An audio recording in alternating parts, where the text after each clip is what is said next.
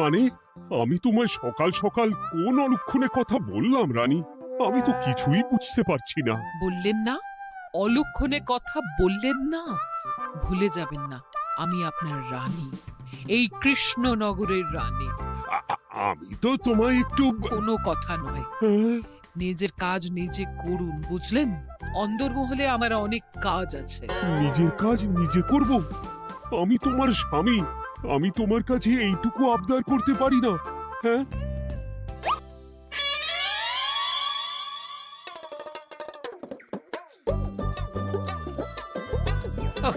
আজ গিন্নির সাথে বচসা করতে গিয়ে দেরি হয়ে গেল। মহারাজ আবার আমার দেরি দেখে রেগে না যান।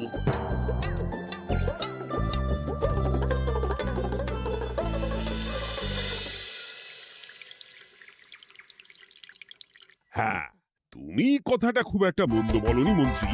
এতে রাজ্যবাসীরও উপকার হবে, আর রাজকোষেরও খুব একটা চাপ পড়বে না। তাহলে মহারাজ সব ঘরে ঘরে এই বার্তা পৌঁছে দিই। কি এত বড় সাহস তোমার? আমার মুখে মুখে কথা বলছো? যাও, বেরিয়ে যাও বলছি আমার চোখের সামনে থেকে। তোমায় আর দেখতে চাই না।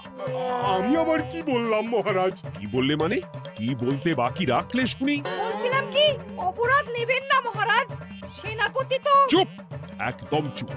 আমি মরছি নিজের জ্বালায়, আর তুমি ওই ভুল ভাল বলে আমার মাথা বিগড়ে দিতে চাইছো? মহারাজ রেগে আগুন, এই ছিলেন ঠান্ডা, এই তো মুখে হাসি ছিল, এখন হাতে ডান্ডা। কি বললে কবি? তুমি আমায় অপমান করলে? যাও, এক্ষুনি তোমরা সবাই দূর হয়ে যাও আমার সামনে থেকে। কাউকে চাই না আমি। এই মুহূর্তে রাজসভা আমি শূন্য দেখতে চাই, না হলে আজ সব কটা গর্দান নেব আমি। যাও বলছি।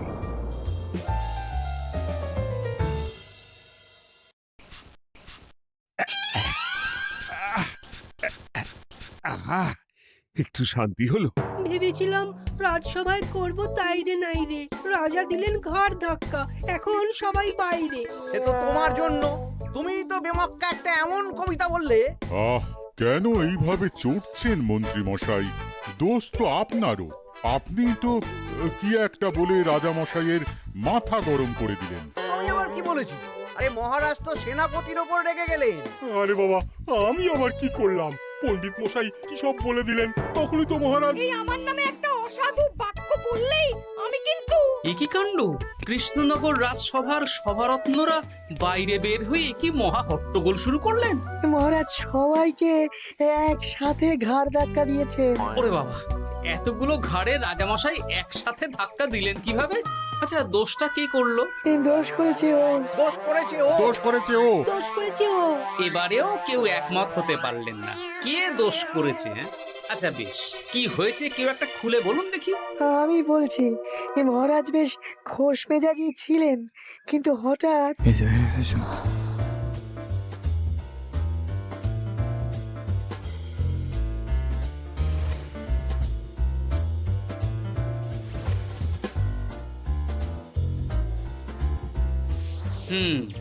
এই কাণ্ড! এ তো ভারী অদ্ভুত রোগ মনে হচ্ছে।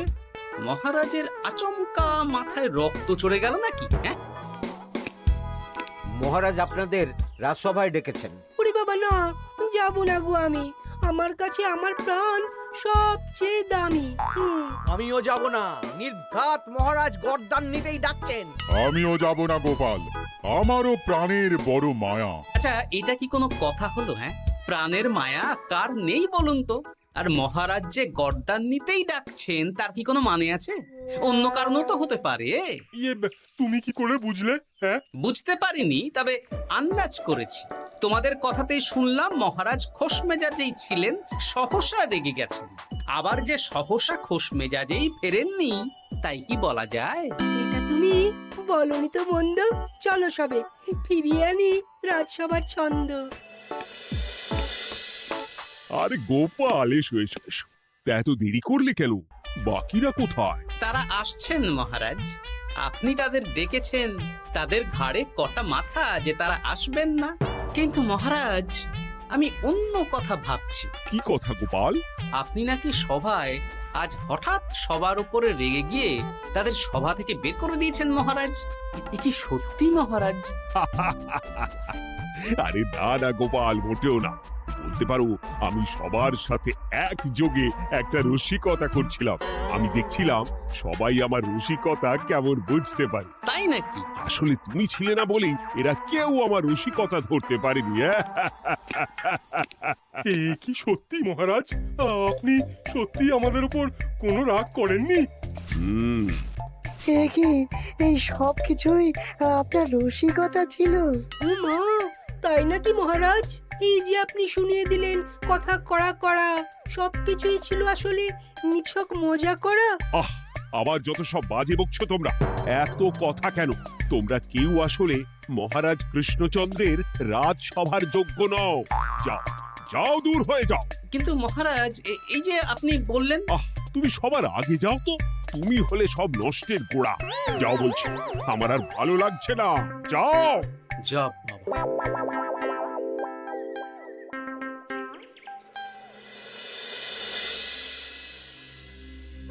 কি বুঝছেন? না না না, আমি তো সবই ঠিক দেখছি রানীমা। হ্যাঁ, এটা ঠিক যে নারীর গতি কিঞ্চিত চঞ্চল বটে, তবে তা তো হতেই পারে। বাকি সবটাই ঠিকই আছে। তাহলে এমন হচ্ছে কেন? মহারাজ এইভাবে যখন তখন রেগে যাচ্ছেন কেন? আজ শুনলাম আপনাদের সভা থেকে দুবার বের করে দিয়েছেন, আবার ফিরিয়ে এনেছেন। হুম, হুম, হুম। আমি ওষুধ পাঠিয়ে দিচ্ছি, আর মহারাজের কিঞ্চিত বিশ্রামের দরকার। হ্যাঁ, তোমার মাথা আর আমার মুন্ডু। বলি, আমি বিশ্রাম নিলে রাজকার্যকে চালাবে শুনি তুমি, নাকি ওই অকর্মার ঢেকি মন্ত্রী? না মানে ওই আমি। যাও, আর আমার কথা বলতে ভালো লাগছে না। আমাকে একটু একা থাকতে দাও।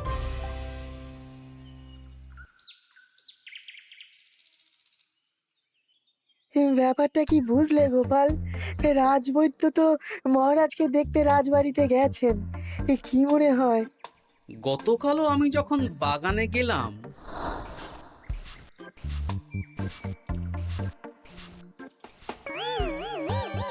গোপাল, তোমার কি মনে হয় মহারাজকে কোন রোগে ধরেছে?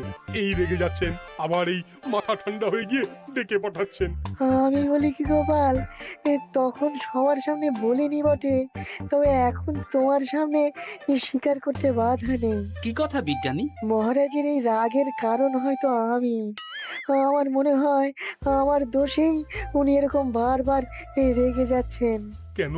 আসলে মহারাজ আমাকে একটা মাথা যন্ত্রণা সারার ওষুধ আবিষ্কারের দায়িত্ব দিয়েছিলেন, তো আমি অনেক চেষ্টা করেও সেই ওষুধটা আবিষ্কার করতে পারিনি।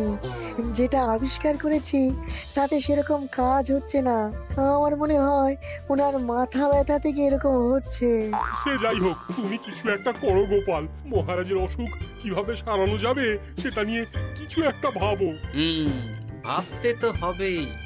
আজ সন্ধেবেলায় তুমি তোমার বাড়িতে বাকি সভাসদদের ডেকে আনো, আমি সমাধান সঙ্গে নিয়ে সময় মতো চলে আসবো। আচ্ছা বেশ, তাই হবে। আমি এখনই বাকিদের খবর দিয়ে দিচ্ছি। আর বিজ্ঞানী, একটু এদিকে এসো তো, একটা কথা আছে।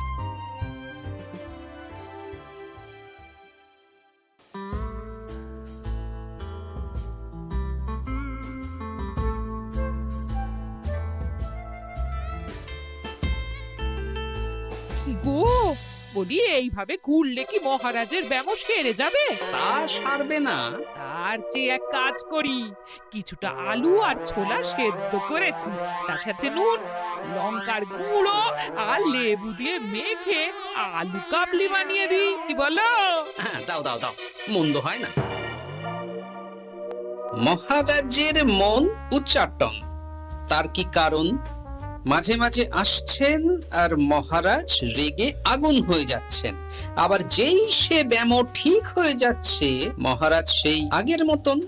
তার উপর আবার সভাসদেরা মনে করছে তাদেরও কোনো দোষ আছে। তাহলে দুয়ে দুয়ে চার করতে হবে, কিন্তু কিভাবে কিভাবে কিভাবে? এই নাও আলু কাবলি খেয়ে পেট ঠান্ডা করে নাও দেখি। বেশ কিছুদিন আগে বিজ্ঞানী লেবুর রসের জাদুর কথাই তো বলছিল। আজ আচ্ছা গিন্নি, তুমি তোমার বিয়ের সময় তোমার বাবার মুদির দোকানের একটা কাঠের ছোট বাক্স পেয়েছিলে না, যাতে শ্বশুর মশাই মোহর রাখতেন? উমা, সে বাক্স তো ঝুলকালি মেখে আছে গো, তা দিয়ে তোমার কি হবে? ঝুলকালি লেগেছে? বাবা বাবা বাবা, তাতে তো আমার কাজ আরো ভালো হবে। যাও যাও যাও, নিয়ে এসো দেখি। আমি ততক্ষণে বেশ খানিকটা অদৃশ্য কালি বানিয়ে ফেলি।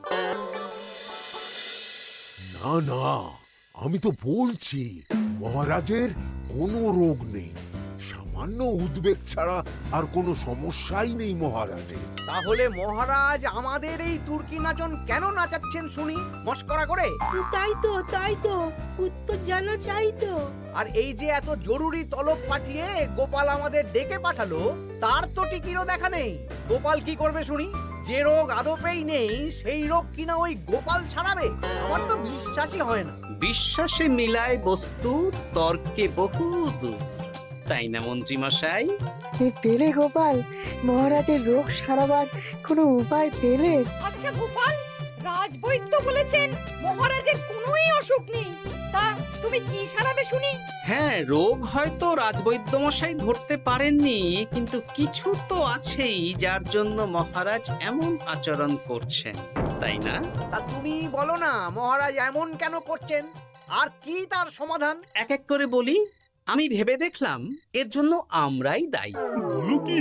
আমরা সবাই কোনো না কোনো সময়ই মহারাজের রাগের কারণ হয়েছি, তাকে আঘাত দিয়েছি, বিষণ্ণ করেছি। ইচ্ছে করে করিনি হয়তো, কিন্তু করেছি। আর মহারাজ সেই সব কথা বুকে চাপা দিয়ে রেখেছেন। তুমি বলতে চাইছো অতীতে সেই সব ভুলের কারণেই মহারাজ এমন করছেন? আমার তো তাই মনে হয় সেনাপতি। আচ্ছা তর্কের খাতিরে যদি তাই ধরে নি, তাহলে এখন আমাদের কি করণীয়? আমরা তো কাল যন্ত্রে চেপে অতীতে ফিরে যেতে পারবো না যে সেই সব ভুলগুলো শুধরে দেব। তা হয়তো হবে না, কিন্তু কিংকর্তব্য বিমূঢ় বাবার আদেশ যদি মানি, তাহলে এই সমস্যার সমাধান সম্ভব মন্ত্রী মশাই। কি বললে? ত্রিকালজ্ঞ বাবা কিংকর্তব্য বিমূঢ়, সে আবার কি গোপাল? আছেন একজন জ্ঞানী ব্যক্তি, আমার খুব পরিচিত। তার দেওয়া একটা উপদেশ আমার জানা আছে। আমার বিশ্বাস তাতে মহারাজের এই সমস্যার সমাধান হয়ে যাবে। কি করে শুনি? এই কালি হলো অদৃশ্য কালি। কলম দিয়ে অদৃশ্য কালিতে কাগজের উপর লিখতে হবে। কি লিখতে হবে? লিখতে হবে যে মহারাজের সাথে অতি সাম্প্রতিক কালে আমরা যা যা অন্যায় করেছি তাই লিখতে হবে। কোনো মিথ্যে কথা লেখা যাবে না। তবে চিন্তা নেই, অদৃশ্য কালি, ফলে কেউ কারো লেখা পড়তে পারবে না। এইবার এই কাগজ ভাঁজ করে ফেলে দিতে হবে এই বাক্সে। বাক্সে তালা, তার চাবি থাকবে মন্ত্রী মশাইয়ের কাছে। আবার আমার কাছে কেন? পরে যাতে কোনো সন্দেহ না করেন, যা সন্দেহবাতিক মৌন আপনার। বললে এইবার এই বাক্স সারা রাত নদীর ধারে বটতলায় পড়ে থাকবে, চাঁদের আলো পান করবে। তারপর সকালে আমরা সবার সামনে এই বাক্স ফেলে দেব নদীর জলে। সবার অন্যায় সারা রাত চাঁদের আলো পান করে শুদ্ধ হয়ে ভেসে যাবে নদীর জলে। ব্যাস ব্যাস, আমরা সবাই পাপ মুক্ত হয়ে যাব। একদম সবাই শুদ্ধ হয়ে যাব, আর মহারাজের ব্যায়ামও সেরে যাবে। কিন্তু তুমি কোনো চালাকি করছো না তো গোপাল? অদৃশ্য কালিতে লেখার সাথে আমি আর কোন চালাকি করব মন্ত্রী মশাই? দেখুন, আমি একটা কাগজে লিখছি। কি কিছু বোঝা যাচ্ছে? সত্যি তো কিছু বোঝা যাচ্ছে না যে আদৌ কিছু লেখা হয়েছে কি হয়নি। তাহলে লেখা শুরু করা যাক।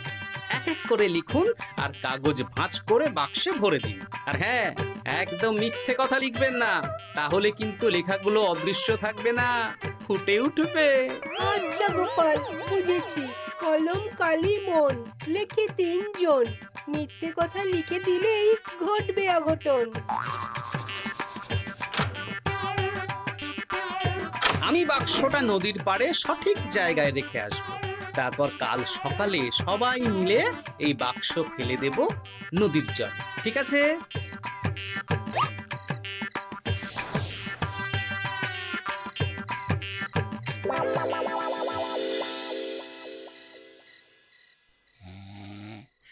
কথায় আছে, মনে যা আসে বলে যাও, ভুলেও লিখো না, তাহলেই বিপদে পড়বে।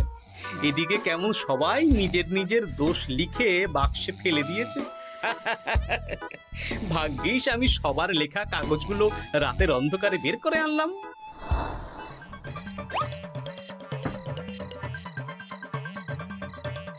এইবার এই কাগজগুলো ঢুকিয়ে দিলেই কেল্লা ফতে। এখন সবার পাপের স্বীকারোক্তি আমার হাতের মুঠোয়।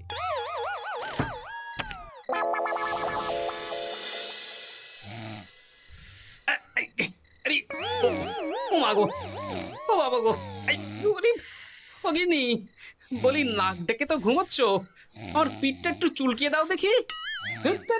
এই জন্যই তো মাথাটা যায় গরম হয়ে। আরে, এই সহজ ব্যাপারটাই তো আমি বুঝতে পারিনি। মহারাজের অসুখ তাহলে এই। যাক, এই রাতের বেলাতেই একসাথে একটা ঢিল পেয়ে গেছি। এক ঢিলে মারবো 2 পাখি। রাজার অসুখও সারবে, আবার সব কটা পাজি শায়েস্তাও হবে।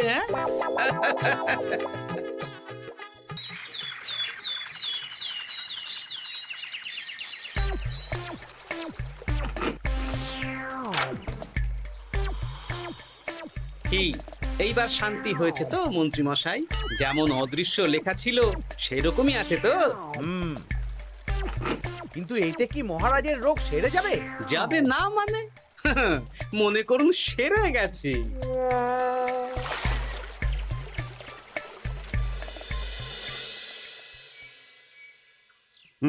তাহলে আজকে সভার কাজ শুরু করা যাক। ক্ষমা করবেন মহারাজ, সবার কাজ শুরু করার আগে একটা দরকারি কাজ আগে করা দরকার।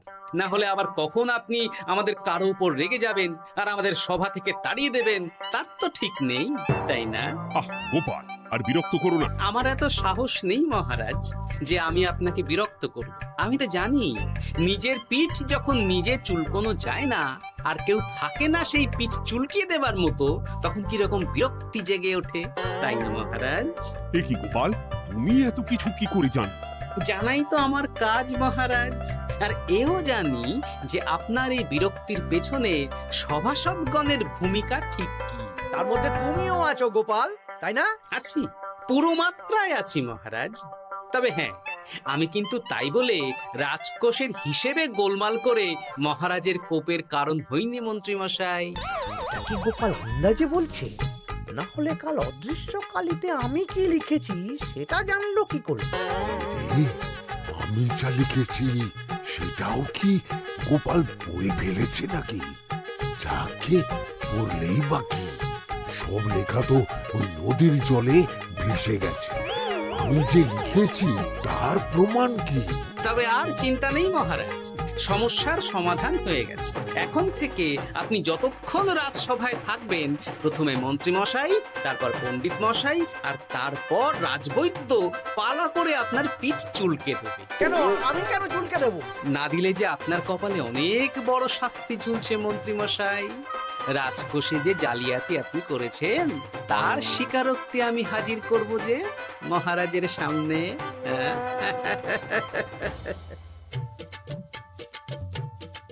এই নিন মহারাজ, মন্ত্রী মশাইয়ের পাপের স্বীকারোক্তি। আপনি আগে মন্ত্রী মশাইয়ের লেখাটা পড়ুন, তারপর একে একে সকলের স্বীকারোক্তি দিচ্ছি। এ কি মন্ত্রী, তুমি রাজকোষ থেকে 500 মোহর চুরি করেছো, আর তার বদলে সেই হিসেব তুমি পুকুর পাড় বাঁধানোর খরচ হিসেবে দেখিয়েছো। এই সেরেছি, এটা ফুটে উঠলো কি করে? সে অনেক কাণ্ড মন্ত্রী মশাই, বাকিদের সবারটাই আছে, এত জেনে কাজ কি? না না, জানতে তো হবেই। তাহলে শুনুন, এই অদৃশ্য কালি আসলে লেবুর রস। গতকাল রাতে আমি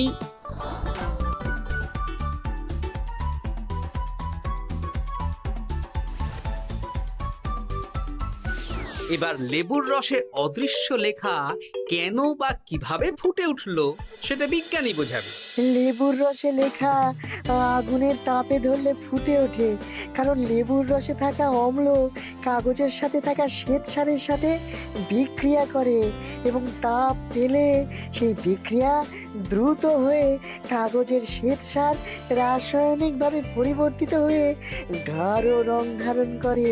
অনেক দিন আগে বিজ্ঞানীর কাছে ব্যাপারটা জেনেছিলাম, আজ কাজে করে দেখালাম। এবার মন্ত্রী মশাই দেখুন, মহারাজের সেবা করা ভালো না তার বদলে চাবুক খাওয়া ভালো?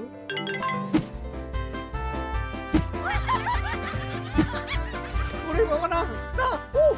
আগে যেমন বুনো ওল তেমনই তো বাঘা তেঁতুল হবে মন্ত্রী মশাই। যা, রাজা মশাইয়ের মেজাজ আবার বিগড়ে যাওয়ার আগেই কাজ শুরু করে দিন ও বাকিদেরকে সেবা করার সুযোগ করে দিন। আজ থেকে ভুল হলে শুধরে নেব ভুলকে। মন্ত্রীমশাই মহারাজের পিঠ দেবে চুলকে।